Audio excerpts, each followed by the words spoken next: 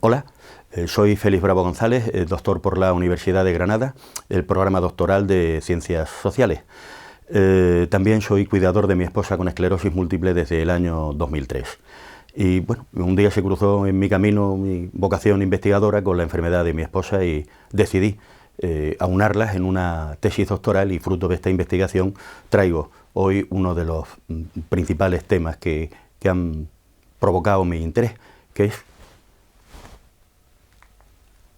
hablarles de la esclerosis múltiple y de género desde el punto de vista de los aspectos sociales. El guión que voy a seguir es simplemente una pequeña introducción. Hablaré a continuación de la redefinición de los roles en el núcleo familiar, luego de los cuidados familiares y finalizaré con la planificación familiar. La salud se percibe de distintas formas según el género. En el año 2013, la doctora García Calvente y colegas decidieron realizar una investigación indagando cuáles eran las percepciones que tenían sobre la salud, sobre la vulnerabilidad a la enfermedad y sobre el afrontamiento de la enfermedad de hombres y de mujeres. Al final nos dieron dos perfiles. Las mujeres pensaban que tenían peor salud a consecuencia de la fatiga extrema, del agotamiento, mientras que los hombres intentaban disimular sus problemas de salud bajo los estereotipos de masculinidad, sobrevalorando realmente sus estados de salud. Tenemos entonces los perfiles de mujeres agotadas y hombres duros.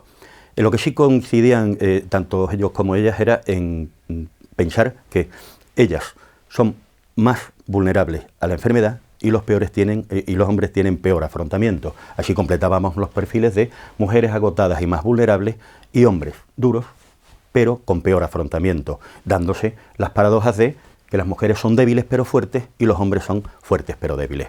Concluyendo esta pequeña introducción, el género condiciona, mediatiza la percepción de la salud que tenemos hombres y mujeres, independientemente del nivel social o de la edad. Con respecto a la redefinición de los roles en el núcleo familiar, decir que cuando la pérdida de funcionalidad afecta a un miembro de la familia con esclerosis múltiple, no solamente se redefinen ellas, se redefine casi todo el rol dentro de la unidad familiar. Normalmente las funciones que más fáciles son de realizar son las que están relacionadas con la propia imagen, con el autocuidado. Por eso se puede poner el límite de la autonomía precisamente en el autocuidado. El resto de las tareas, tanto domésticas como extradomésticas, las mujeres, que son las que habitualmente las realizan en entorno doméstico, pues las van transfiriendo. Lo que ocurre es que en esa transferencia se vive, en muchísimos casos, un problema de pérdida de identidad de género, porque las mujeres generan sentimientos de culpa y de fracaso. No obstante, los hombres también tienen su parte en esto de la redefinición de su rol, porque nuestros modelos culturales dicen que los hombres han de ser fuertes, han de ser un físico dominante, han de tener también instinto competitivo, y además no deben exteriorizar sus sentimientos, ni muchísimo miedo, o sea, ni muchísimo menos de miedo o de incertidumbre.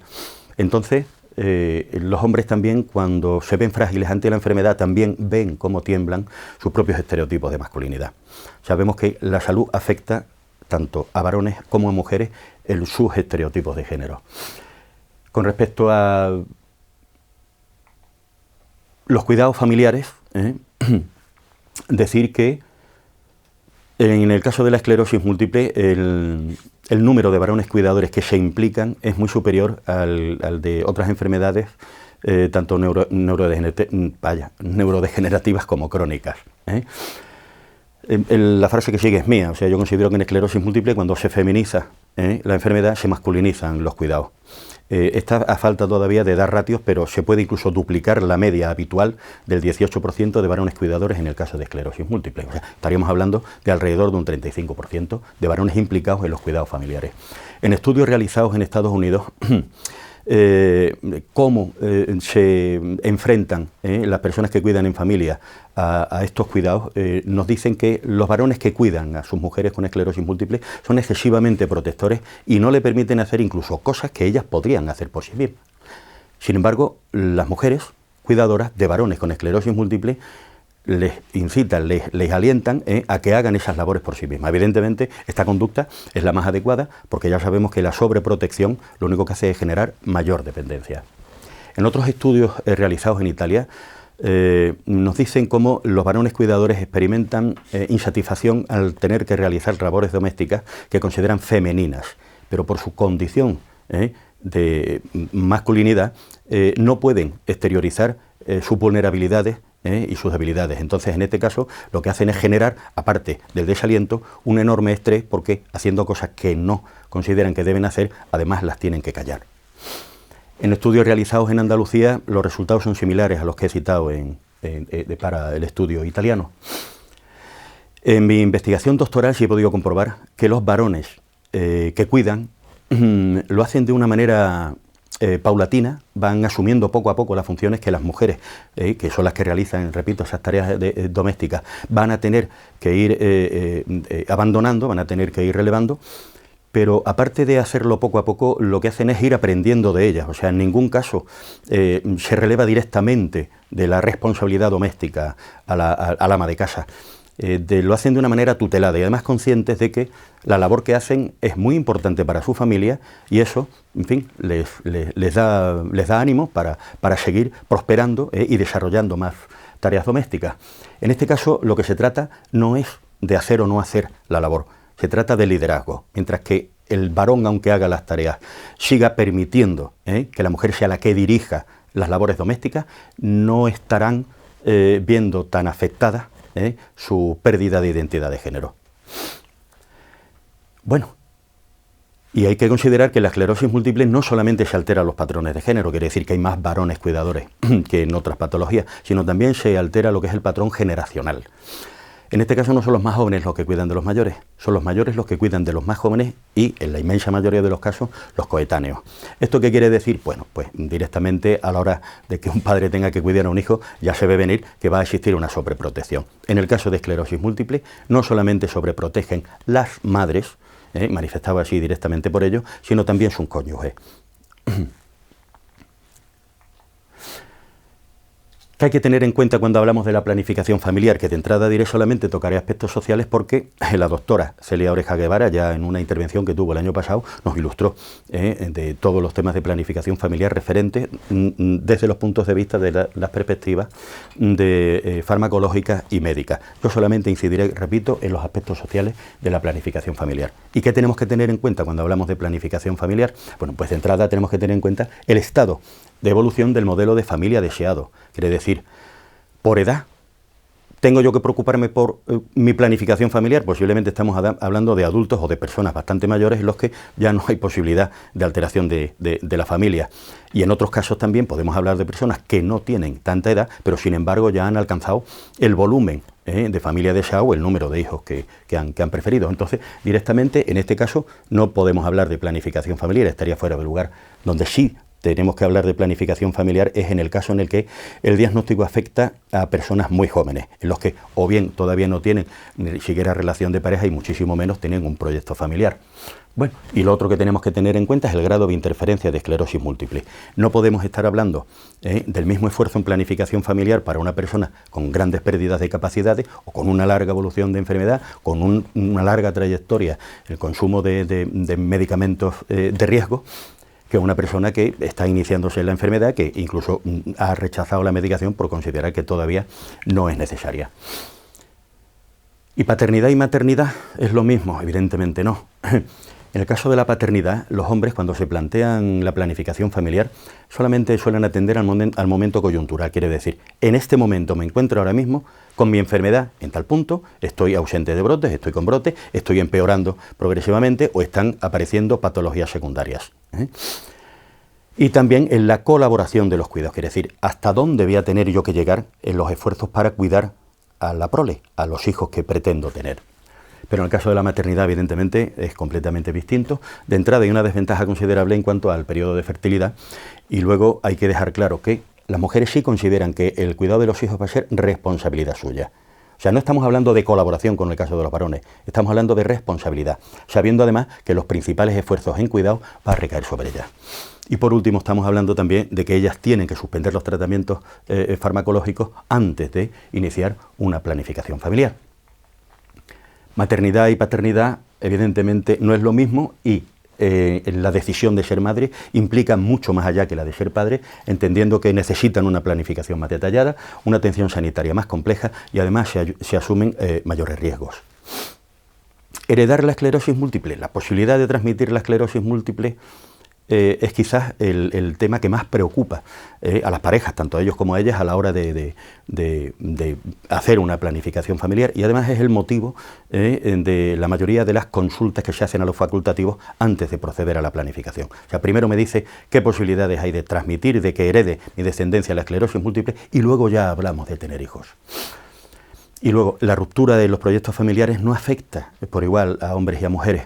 Normalmente el principal motivo de las rupturas se dice que es la esclerosis múltiple, la enfermedad, o bien la aparición de la esclerosis múltiple, o bien, en fin, el agravamiento de los síntomas de la esclerosis múltiple. Pero en otros casos, no son infrecuentes, en los que la propia persona con la enfermedad exige la ruptura por la falta de compromiso de su cónyuge, no solamente en las atenciones y en los cuidados, sino también en la atención y los cuidados a los propios hijos.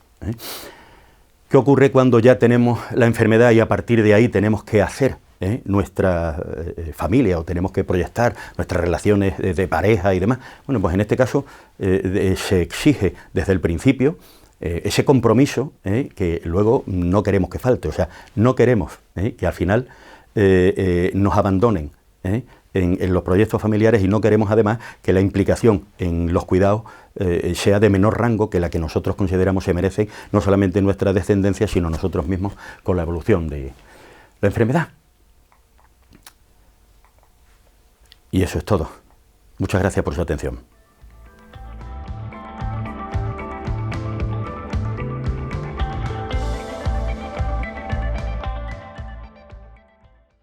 Muchas gracias, Félix, por la exposición esta tan interesante que has hecho.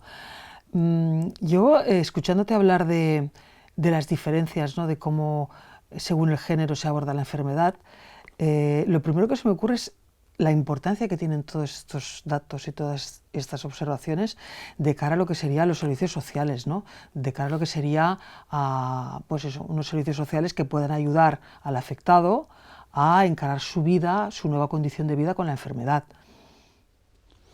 Sí, y no solamente los servicios sociales, también los servicios de salud. Entonces, pues ahí tenemos mucho campo por delante. Tenemos mucha tarea que realizar, porque tenemos que concienciar todo esto que se descubre.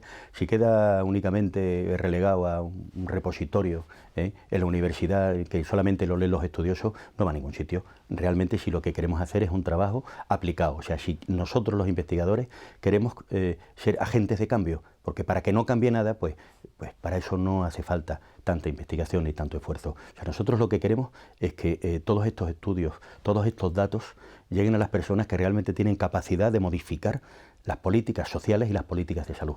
Porque nuestro colectivo, no solamente las personas afectadas, sino el resto de personas que cuidan en el entorno familiar, que tengamos un respaldo, que tengamos una consideración y que, por supuesto, nuestra realidad, si es desconocida, mala solución va a tener.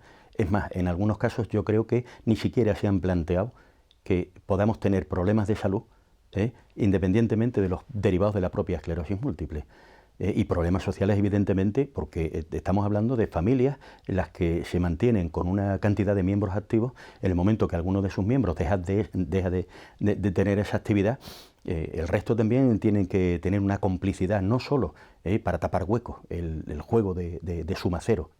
Intentamos al principio que no salga nada de la familia, intentamos que todo vaya por buen camino. Si falta un recurso económico, ya alguien intentará ponerlo por su cuenta. Si hace falta echar una mano, asumir alguna tarea doméstica, ya vamos nosotros. Pero claro, eso es cuando en los inicios las familias se pueden permitir esos lujos.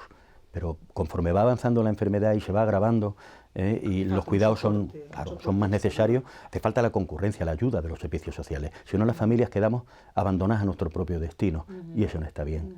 Y luego, por supuesto, los servicios de salud también tienen que ser conscientes de que en casa, cuando hay una persona afectada, también hay personas que la cuidan y están generando patologías propias de la fatiga, del cansancio, del agotamiento psicológico también, que en determinados niveles y con determinadas intensidades de cuidados pues se están planteando para los miembros de la familia. Eso también lo tienen que conocer nuestros servicios de salud.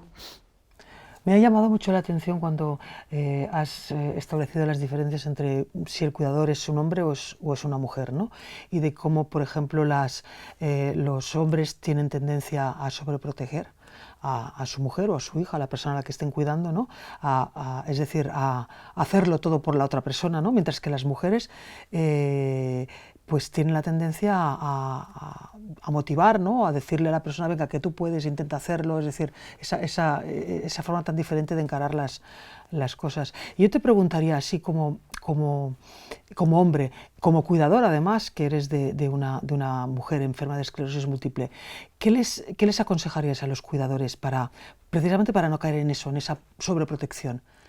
Bien, yo creo que lo primero es sacudirnos los estereotipos y los modelos culturales. El estereotipo de masculinidad nos lleva a ser muy protectores.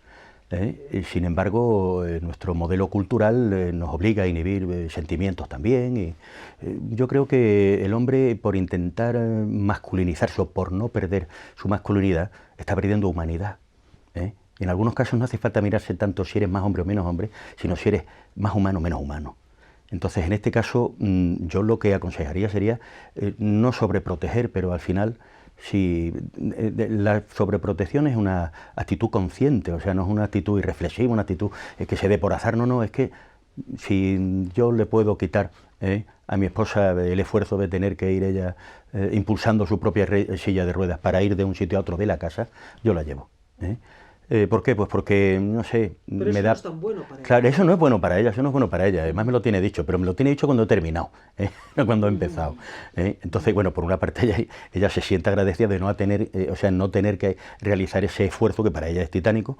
Y bueno, yo me quedo bien, pero al final el resultado es que la sobreprotección lo que produce es mayor dependencia, porque a fuerza de no ejercitar las pocas o muchas capacidades que tengan en ese momento, al final las va a acabar perdiendo. O sea, quiere decir que yo me puedo sentir mejor, pero si reflexiono sé que no lo estoy haciendo bien.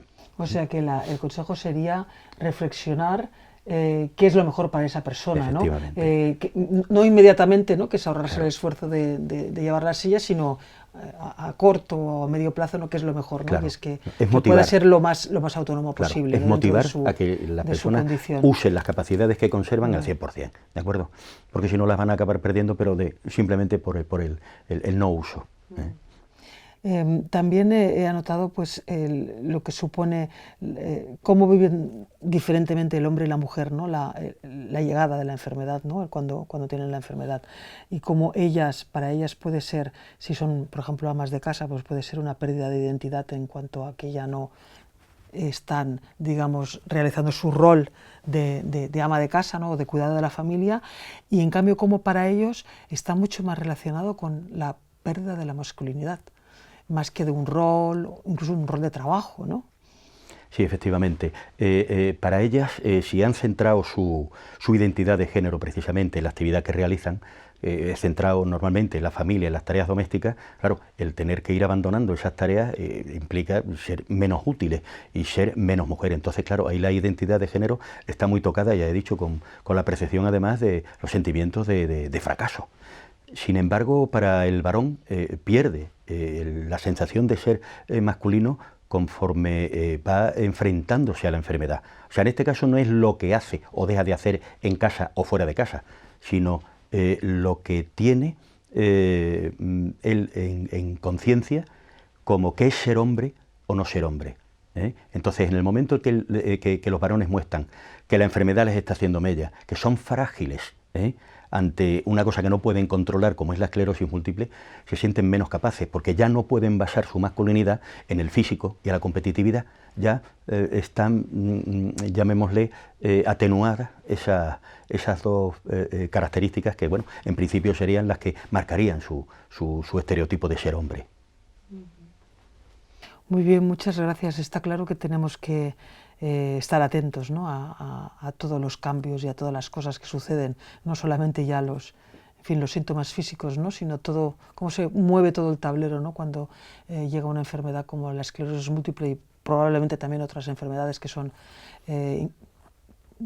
incapacitantes en cierto modo, pero que permiten, bueno, pues se cronifican y permiten pues seguir viviendo, ¿no? Pero eso nos obliga pues a cambiar nuestras estrategias de de vida. Y pensar que no solamente jugamos en un tablero, el tablero médico, el tablero farmacológico, el tablero rehabilitador, también hay un tablero muy importante, que es el tablero social. La sociedad, que es la misma que nos impone los estereotipos y que es donde tenemos que vivir, es la que posiblemente nos dificulte más ese cambio de modelo de ser hombre o ser mujer. Pues a reflexionar sobre ello. Muchas gracias, Nada, no hay de qué. Félix.